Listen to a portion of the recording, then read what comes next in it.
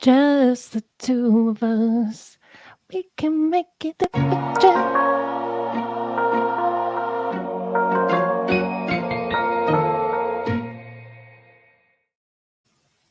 Hello and welcome, Star Wars fans, to another episode of this week's Duel of the Rings, where we are ranking and debating season two,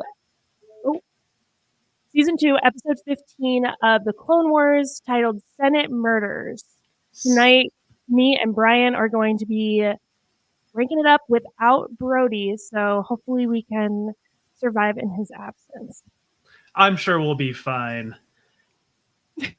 As much as we miss him, yeah, I think he's sort of the pilot of the ship, right? Captain of the ship, pilot of the plane.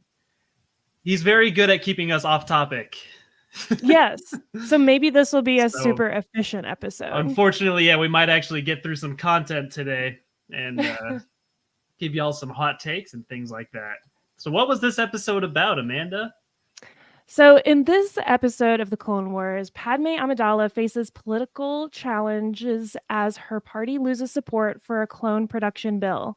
Padme delivers a persuasive speech in the Senate, arguing against increased clone production, emphasizing the strain on Republic finances and the need for diplomacy. Celebrating a brief victory, the group is accused of being separatist sympathizers, leading to tension. Unexpectedly, Senator Anna Farr, a key supporter, collapses and dies. Investigation reveals he was murdered with poison. Padme, Bail Organa, and Inspector Tan Devo suspect political opponents. They narrow down their suspects to Senator Medici and Halle Bertoni. The group is attacked at the docks, and further investigations lead to Dici's death. Protective custody is ordered for the senators, but Lolu Farr's protege, reveals herself as the killer, seeking a new leader for Rhodia. Lolo takes Padme hostage, confessing to Farr's murder and Dici's death. Devo intervenes, leading to Lolo's arrest. The bill for increased clone production is ultimately passed, and the episode ends with Palpatine expressing optimism for the reinforcements will continue to bring peace. So no matter what the good guys do, Palpatine always ends up winning somehow in the end, it seems like. I loved that at the end of this episode where you kind of see him like rooting for the outcome that he has so worked so hard to manipulate to happen. And I like that we as a viewer get to kind of like see that little celebration from him. Oh yeah. Yeah, he's definitely very proud of his efforts. Every time he wins, he's got that evil little smile. Every time he gets the outcome that he really wanted, but he also played up the political points. That seems like they've taken a lot of time to do that in season 2, kind of set up Palpatine as,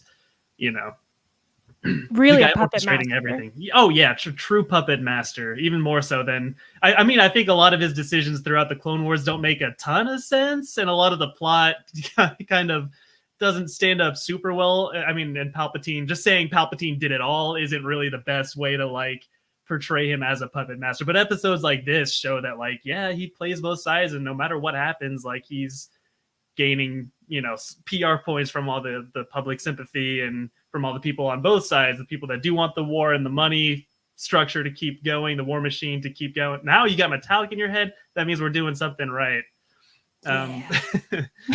Yeah, but Palpatine, I think he's a great villain. He's always able to just kind of stay just far enough out of the shadows and let these other villains start. Like we got so many cool new characters this episode too. Like you mentioned, Investigator Devo, yeah. Is that his first appearance? I feel like we've seen him before. I also felt like we've seen him before, but I don't think we've seen him in the Clone Wars. Or maybe that voice actor has appeared somewhere else. Yeah. Or maybe he comes up again later, because I don't know. He seems like too memorable of a character for me to... I mean, I know I didn't forget about him, but I don't really watch this episode very frequently. So it was... I don't know. I think he's a fun character. He's a goofball. I said that he was goofy, but that I didn't like it. Mm-hmm. He's very... bad goofy. Bad goofy. He and that other like ridiculously over the top villain, what was his name? Senator Dici. Dichi. That I have a little hot take about that later on that Oh, we can great. come back to. But No, they're yeah, both that just guy, they walked onto he the was wrong set up set. to be he was set up to be the murderer for sure. Very Yeah. clearly like Dracula inspired. His accent and his clothing and everything. The lighting was His even like paleness. bright. Yeah, it looked like a Yeah. classic like Dracula, like straight out of a Dracula movie. Yeah. And I'm sad I he got also murdered because I'm guilty. I gave the characters a 2.5 because I thought Devo was just like a little over the top, but I also have to remember that this is a kids show and that's okay sometimes, but also I I suppose I understand it because the seriousness of the plot was that like senators are dropping dead for trying to like pause this war, you know. Mm-hmm. So it does need a little bit of lightness to it. Mm-hmm. Um and I guess he serves that. But I also wrote down Captain Typho because, you know, every time he's on screen, he is such a zaddy. Like Oh I'm like, yeah. I kind of like ship him and Padme together, you know, a little bit. Oh, is that Don't right? don't tell Anakin. Do not tell Anakin. I don't think. Maybe I don't know. Maybe he'd be chill with that. He's like, oh, Captain Typho, I get it. Yeah, that guy's just a stud. So Yeah. can't blame her too much. The place that this episode got the highest marks from me was the story. Because like we said, it's an intriguing like political murder and someone's being poisoned, and is it this person? No, they're one step behind, that person was murdered. And also because Padme punches someone in the face. Woo, go Padme. Yeah, Yeah, she's got that Anakin in her. she knows when to fight. I mean, she was kind of a badass in at Phantom Menace. Like she's there, she's got a blaster. She's not just the princess who stays back and is waiting to get rescued. No, she's there leading the charge to retake the capital. Padme is out here, and I think she looks for excuses to be adventurous. Like people like Bail Organa, the kind of people that she surrounds herself with, are very supportive, very good people. But he's trying to tell her, I don't think we should be doing this. And she's like, no, I need to get out there and shoot someone. And I respect that about her. Yeah, no kidding. And yeah, she's got that right hook down. So I need to see her training. I wrote down that I do wish that she had been in Star Wars Battlefront 2. And this is one of the episodes that you could actually take some things from, like an ability that she has, and like her stealth and her, I don't know. I just watching her in this episode made me think like, yeah, seeing Padme come into video games would have been way fun. Seeing Padme used literally anywhere else. I don't know what it is about Star Wars that just does not want to bring her back into any mentionable, like she's never been even mentioned, it feels like, except that Tales of the Jedi moment very from the briefly. Ahsoka. Yeah. And in Kenobi.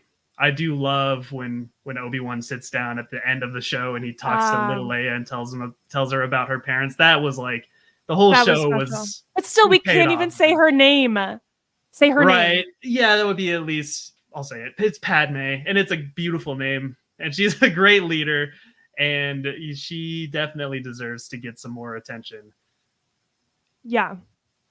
Absolutely. They did do that one like Forces of Destiny show that highlighted a bunch of women throughout Star Wars. I think Padme had a pretty strong focus throughout that, if I'm not mistaken. I don't know if you ever saw that, but a little bit of Padme, a little bit of Leia, a little bit of Ahsoka. Oh, cool. Yeah. I watched. I don't think I remember it too well, but yeah, I watched it once. It's worth the view. I don't think it's super canon, but it's fun, and it's definitely aimed at a younger audience. But it's one of those little pieces of media that there's some fun little nuggets in there. Well, we'll have to add it to our ranking list.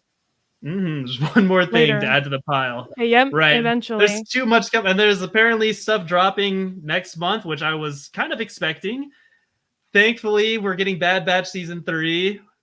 I immediately thought of Brian as soon as I heard that. I was like, oh my gosh, Brian's day is made right now. I'm the biggest fan of that show, and I'm very excited for a lot of things. I want to get to that like immediately, but I know there's a lot more to talk about in this episode. Did you have any more thoughts about the Senate murders before we get into the Um, actual fun stuff? No offense to the episode. Jake's in the That's comments want to hear our thoughts on the trailer. We'll get into that in just a second. I did want to say that the technical aspects I scored really low this episode because it felt yeah, like a step backward. yeah. I don't Like know.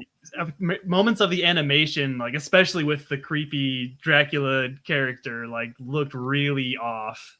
Yeah. And then the last thing I wrote was I liked that I liked to learn that the Kaminoans were also like building unique poisons. It turns Oh, out that like the Kaminoans were responsible for the poison that was only targeting Rhodian blood. And I was like, ooh, that's kind of a cool like immersive world building aspect that mhm. I liked. That could absolutely lead into some interesting stuff during the Bad Batch, because the Kaminoans, it's their whole planet wasn't destroyed, but Tapioca City was. There's a lot of politics going on there. I think. Oh, isn't there a Kaminoan senator in the Bad Batch? Now I'm just getting them Yes. confused. Okay, there is. Is it this? It's not the same. No. There is one. Okay, I yeah. can't remember. There's so many new names in this episode, like so many one-off characters. I couldn't keep track of all of it because I was about to go back and watch it a second time because there's all these names: Lolo and Lulu and Dichi and Dracula and Devo and Diva. It's too many names to keep track of, but I'm glad that what they did with the new characters I thought was really fun, pushing them in kind of tropey, what's the word, kind of cartoony kind of ways. If there's an episode to do it in, it's an episode that it's not a boring plot, but it's definitely a much less like exciting plot. If you're gonna really push the boundaries of these weird political parties, then I think this episode was a good one to do it in. And you get your first Mon Mothma appearance in the Clone Wars. Oh, not appearance, but I think her first lines. Yeah, she has like a role, really. Yeah, so that's great. I love everything they're doing with her in Andor, and that they're even connecting her to Ahsoka. She is kind of one of those characters that has been here the entire time, present. Yeah, in the background. But she's important. So it was cool seeing her and seeing, all the good senators being accused of being separatists. That's more stuff I want to see from the Clone Wars. Like, I love when they show like the humane side of the separatists. Like they had to convince a lot of good, real people that this was a good idea. These aren't just like cartoony bad guys that, if they just came out and said that they were a Sith and that this was all for the dark side, and of course no one would be behind them. So I think the planets under the separatist control are just as important to the galaxy and just as like real as the Republic is. And I think the more you get to see of the separatists, I think that makes this show and the whole war a lot more fleshed out, a lot more interesting. It helps the war and the conflict feel more real, more rooted in realism too. And I think that's something that we get to pick up on more because we're older viewers. But it is really important to see that, and it's still evergreen. Like it could absolutely be applied to politics today, so it doesn't ever like really become irrelevant. No, it never really does. And I love, that's why I love fantasy and fiction as a whole. It's just like you get to say these things that are universal truths, and if it means like, oh hey, if it gets people to question whether or not they're supporting a fascist, then great.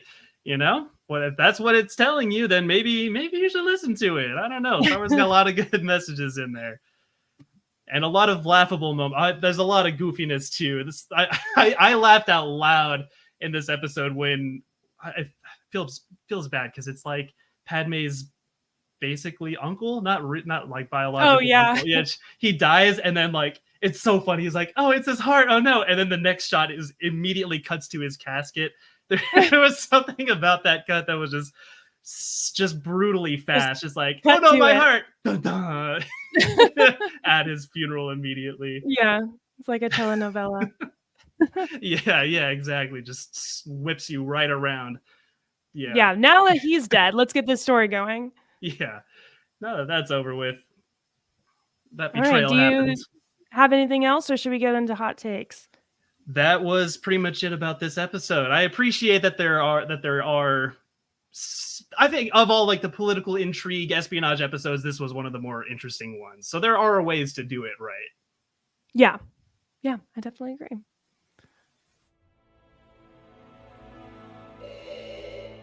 Don't be too proud of this podcast you've constructed. The ability to rank content is insignificant next to the power of an exceptional hot take.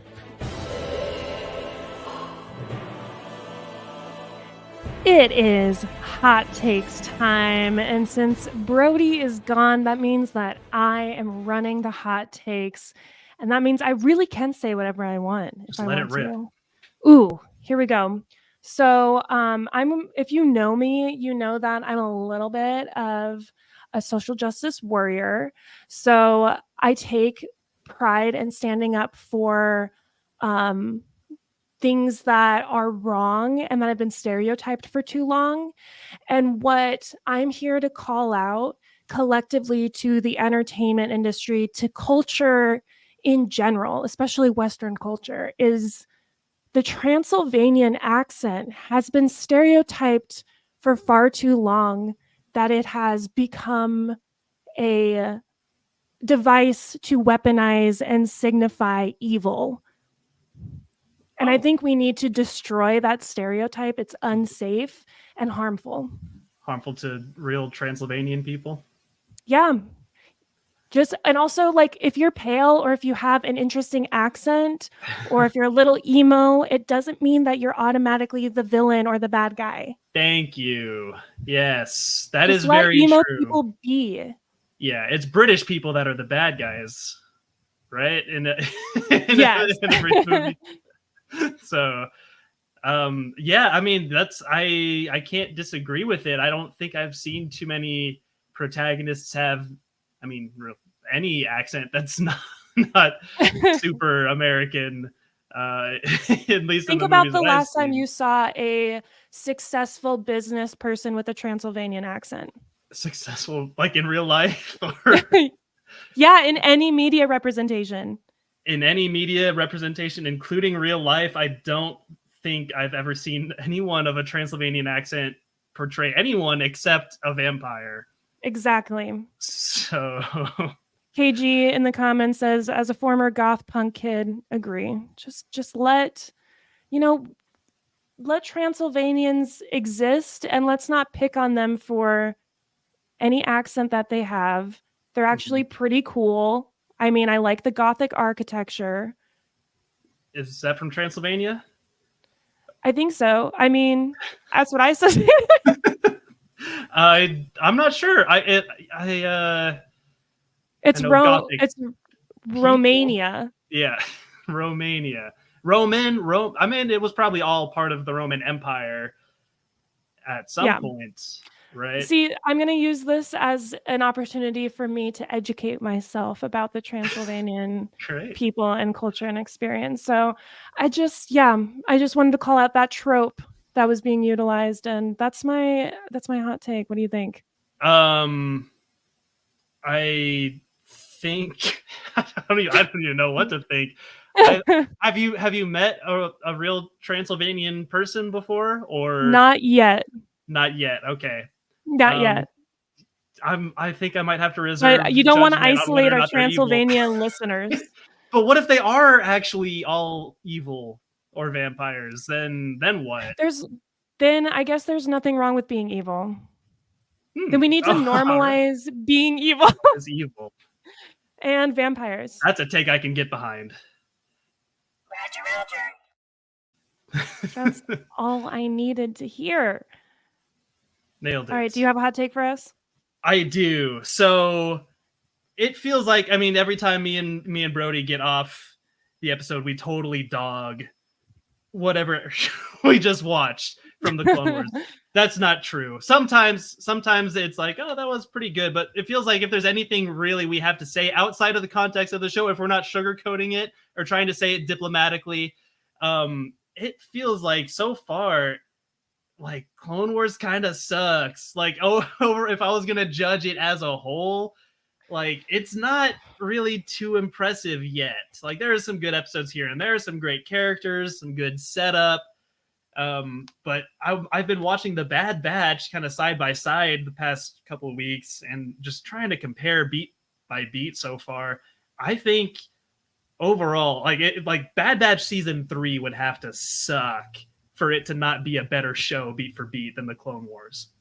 And like, yeah, Bad Batch has its fair share of filler episodes and things that, you know, a little confusing character dynamics, like with Sid and things like that.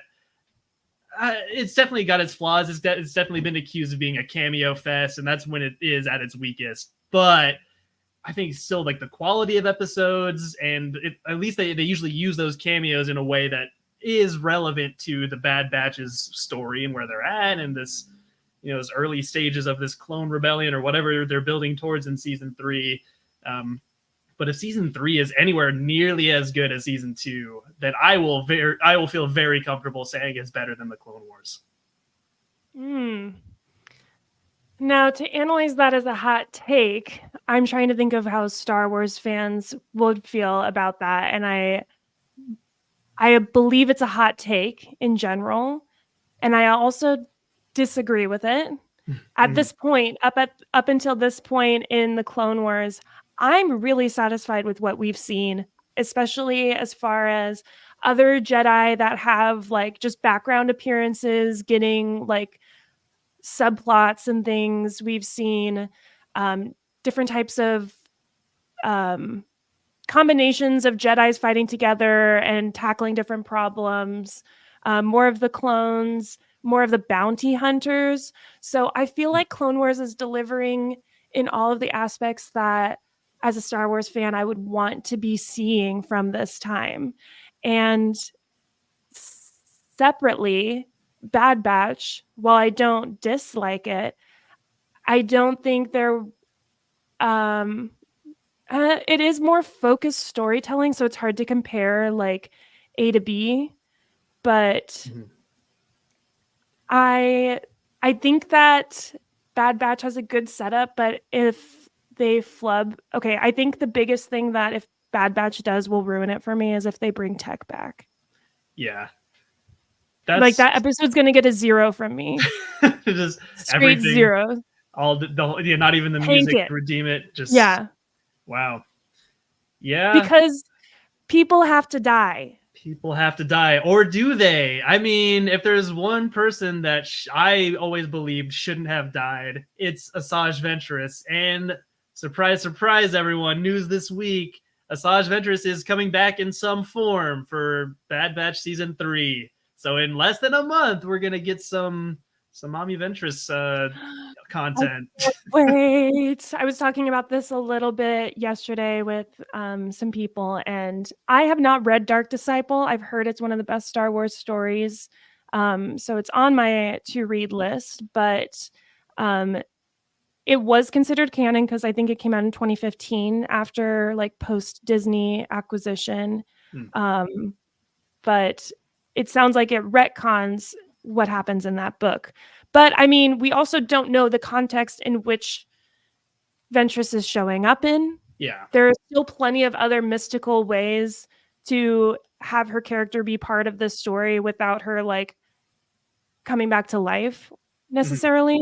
Maybe it's a flashback. She's got that platinum. She's got a yellow lightsaber. Yeah. So that's how she appears on the cover of Dark Disciple. So that was my first instinct, was like, I'm just trying to place where things are on the timeline, and Dark Disciple happens before the end of the Clone Wars, and Bad Batch isn't too long after it, but I don't know, seeing her, how perfectly her appearance aligns in the trailer with how it is on the cover art, it makes me think that it could actually just be a flashback. And maybe that's how they get some tech screen time in there too. They can do these things necessarily reviving the characters, but the creators definitely they explicitly said that they're not going to contradict the events of Dark Disciple. So yeah, KG, no one has ever really gone. That is very true, and I've been saying this for a long time. If there's one character I want to, one character I wanted to see kind of just revived with no explanation, or if there was one way to break that sin, it would be with Asajj Ventress. But I agree that 100%. I don't want Star Wars to become this low stakes, kind of meaningless, kind of shallow story where it doesn't. Tech's death impacted me. I felt it. But now, like, the more I think about it, the more logical it is that he's coming back. And I think that really does take away the weight of these moments. So I think overall, yeah, you can do it too much. But with the Night Sisters and with reviving, there's some potential for it to just be dark magic or a clone even. I don't know. There's ways to work around it. And they're all kind of cheesy. Yeah, I agree. But also it's funny that we often complain about, them just trying to like rebring all of these like characters back in again, but still there's like a massive group of voices that want Mace Windu brought back. Right. So... or yeah, that's one of my least favorite. It doesn't bring anything. Like there's plenty to look at for Mace Windu, but it's not forward. Yeah. It's behind him, Yeah, I think he's having a purple lightsaber is cool, and I love Samuel L. Jackson. But I've never really understood all the hype behind Mace Windu as a character. Like, all my friends thought he was like the coolest Jedi, and like I think he's the worst. He's like he's worse than Yoda in some aspects, and just how like instantly skeptical he is about Anakin is already just kind of pushing him towards the dark side by not believing in him and treating him like he's this issue. Yeah, KG, I agree with you. We just need to create new characters. That would help. And they have, which this episode had a lot of new characters. Yeah. But if they don't really land or people don't talk about them, I don't know what the internet conversation looked like back then, what forums were like, or what YouTube was really like. I feel like YouTube has changed a lot just since The Force Awakens alone, and that they probably didn't get nearly as much coverage as they are now.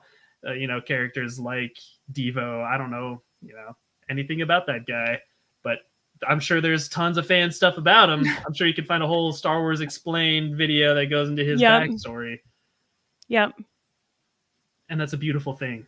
That's why we love our glup shittos in Star Wars. Yes.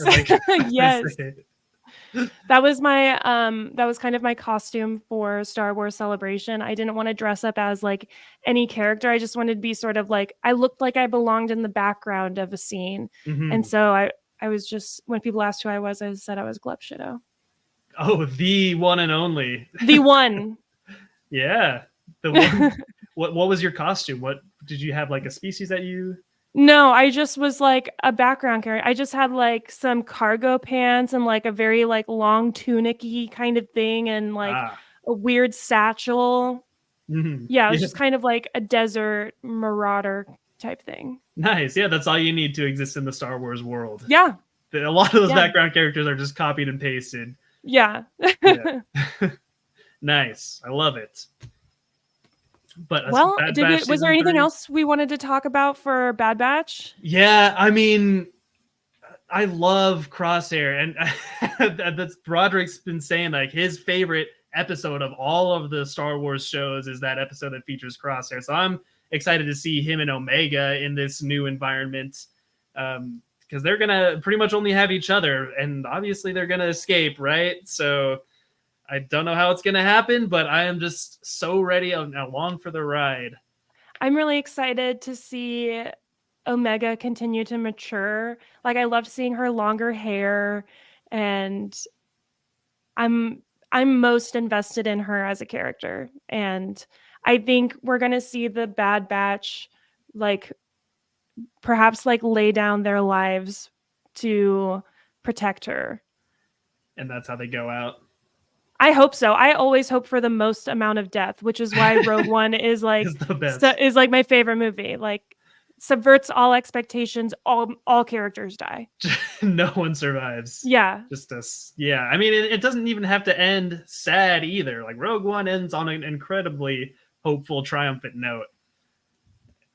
But it is sad to think that I don't know if I love the reasoning behind that. Like, oh, well, where were they during episode 4? Like, I don't know. I can imagine a lot of things they could be doing during the events of episode 4 that would mean that they're not there, right? Yeah. I don't think it was necessary to kill all of the cast of Rogue One. That maybe I should save that as a hot take. No, the emotional impact meant so much more. Yeah. Did it? I don't know. it was a pretty brutal 15 minutes of just all these characters that you didn't really get to spend a whole lot of time with. Yeah, I did love each of them. This is war. They put their lives on the line, and they didn't even get to see the fruit of their resistance. There's a word there, resistance. Yeah. That's the fruits of their resistance. Maybe they survive and join the resistance. They could jump into a refrigerator, Han Solo style, Indiana Jones style, and survive the nuclear blast from the Death Star, and then eventually they come out and they're like, "Hey, there's a first order now." It's been 50 years. Yeah. I was also thinking with the Ventress appearance in the Bad Batch trailer that it could take us to Dathomir, since we are having more of that. That is like now a part of Ahsoka, which we know season 2 is happening. So they could be like maybe bringing Morgan Elspeth, or like some type of Night Sister set up to maybe add some, maybe not like direct one-to-one storyline content for Ahsoka, but maybe start to introduce some like tendrils of that. I can see that. Yeah, that's something they've done a lot already is connecting the live action series to the Bad Batch, and specifically with that one character that I just forgot. You know what I'm talking about. Fennec Shand. Yeah. Fennec's going to be back in a big way in season 3, and that's cool. And I do love seeing bounty hunter stuff. I'd love to see some Hondo in this one as well. Please give me some Hondo. If there's going to be the next animation should pick up, it's got to pick up one of these characters, right? Absolutely. And also for Brody's sake, I do hope for a Boba Fett cameo in the Bad Batch. Like him and Fennec are still like together, especially since we didn't get him in Mando season 3. Right. Yeah, connecting Boba Fett with where he's at this time. Isn't he he would be with Aura Singh still, right? I think that's where we left him in the Clone Wars. Aura and Bosk and yeah. I mean, yeah, he could have split ways with them at any point, but this is about the same time period that game Star Wars 1313 was going to take place, which was going to be about Boba Fett. So I could see maybe bringing some of that storyline into here somehow, if you do bring Boba Fett in. I believe we did see some Coruscant in the trailer, so it's not impossible. They love the underworld. That's something I would love to see Boba Fett, but specifically if he's interacting with Omega, like I could see them, like, because Boba Fett is the Alpha clone, Omega is Omega, Alpha and Omega. It's got like kind of strong biblical, they're like the saviors of the clones or something. That could be something. I don't know if Boba would really care, have the intrinsic motivation to help them at this point in his life, but if he's involved somehow, I just want to see Omega be brought back in the Mandoverse. So that's kind of how I'm hoping they sneak into it. Yeah, I agree. Any other characters that you would like to see in the Bad Batch? Like, not necessarily just cameos, but a character that could really move the plot forward and is actually kind of relevant to the story. Well, it did look like we're getting Cad Bane back. True. Yeah. So I'm very excited about that. Yeah.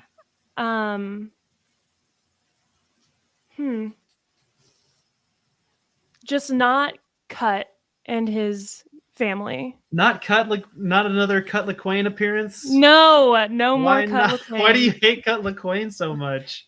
I hate his mutton chops, and his kids are annoying. Oh, okay. Well, so that's why I hope isn't in it. Maybe his kids, well, they're grown up by now, right? Maybe they don't have the same 3-year-old screaming tantrum voice. Ah! Dad, there's monsters. Yeah. They're a little bit. No, they're a little can't do bit it. much. But I love Cut LaQuain. I definitely could see them coming to him for help again. I don't know. I definitely think we're going to see a lot of other clones, like Rex for sure is going to have a big part of it, especially if they're doing this whole rebellion thing. So I think oh my gosh, they did having Rex back in a big way.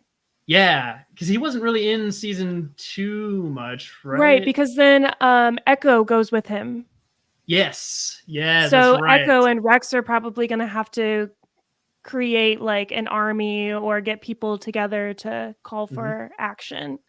Or somehow get this batch of clones that was created in episode 15 of season 2, The Clone Wars. Like, how old are those clones going to be at this point if they didn't destroy them all on Kamino? Like, at the end of the Clone Wars, they'd be, what, 4 or 5? So, I don't know. You don't really see what happens plus to the their youngest age, generation of clones. their age generator, whatever. Well, the accelerator. Clone Wars only took like 3 years of time. So that at max, if they...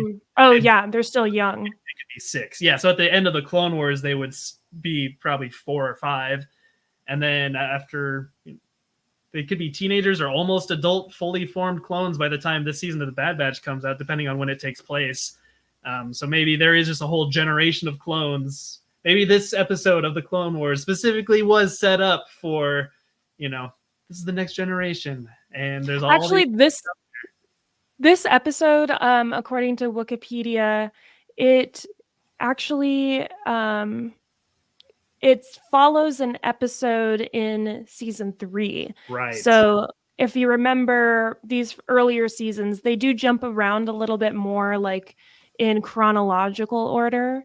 But I think it ties into, another couple episodes in season 3, which I'll be excited to see. Yeah, super exciting. I think after season 3, it calms down with jumping all over the place and they just kind of focus more on arcs. There's like a lot of one-off episodes. I don't know what the balance is. I'll have to actually like look and compare, but I definitely am a bigger fan of something like the Geonosis arc. Maybe not like 5 episodes where you have to do the whole politics thing and add an episode of this, but like the Umbara arc. I don't want to. I mean, it's kind of cliche to say it's like the best arc of the series, but like I don't know. I'm really excited to revisit it. Yeah. And that's you made a good point earlier about comparing Bad Batch and Clone Wars. Like, yeah, it's kind of like comparing In-N-Out to Whataburger for me. Whereas like a better comparison is In-N-Out to P. Terry's, which is like Austin's local In-N-Out. I don't know. So like I think Bad Batch and Rebels are probably easier to compare directly. Yeah. They're shorter stories, more like self-contained characters. Mm-hmm. Yeah. It's a longer journey. I know, are you ready to say that Bad Batch is better than Rebels? Oh, that will be much harder to say than Bad Batch is better than Clone Wars. But I mean, if we're comparing, the music and the animation and everything about how it's made, there might be an argument. We'll see. Bad Batch season 3 would have to be super good, is the thing. They'd have to be super good for me to say that. But it has to suck a lot worse for it to not beat out the Clone Wars. Well, let's hope that Tech stays dead, because otherwise I'm going to tank that review. And it'll just be sitting there towards the bottom forever until 10 years from now we get to review everything, So I'll have to go through and check how many arcs are left. But let's see. We just finished episode 15 and there's 22 in this season. So I imagine we probably won't totally finish season 2 of the Clone Wars until Bad Batch comes out. Or maybe we've quickly finish it and then we like jump into Bad Batch. Because we could skip through or like speed through it at least, because the next 2 episodes are both one-off episodes as well. And then it's like a duo. Yes. The Zillo Beast. I'm excited for Brody to see the Zillo Beast. I think he'll like it as a Godzilla fan. Wait, he hasn't seen it? I don't know. I don't think so. He hasn't said anything like very supportive of it as far as I remember. So it seems like he hasn't seen a lot of the Clone Wars yet, but that's probably one he skipped. Yeah. Well, maybe his post Godzilla -1 fandom will help contribute to a higher ranking there. But yeah, I think that's about it for this episode. Do you have anything else, Brian? No, that's pretty much all my thoughts. Overall, it's an okay episode, but I'm excited to get More back to the excited for Bad Batch. So excited for Bad Batch. Heck yeah. So y'all know where to tune in when Bad Batch comes out, and follow along and listen as we rank and review still the final episodes of season 2 of the Clone Wars. And in a couple weeks, we'll be starting the final season of the Bad Batch. Wow. So check us out at dueloftheranks.com. Like, follow, subscribe, all those good things. And thanks for watching.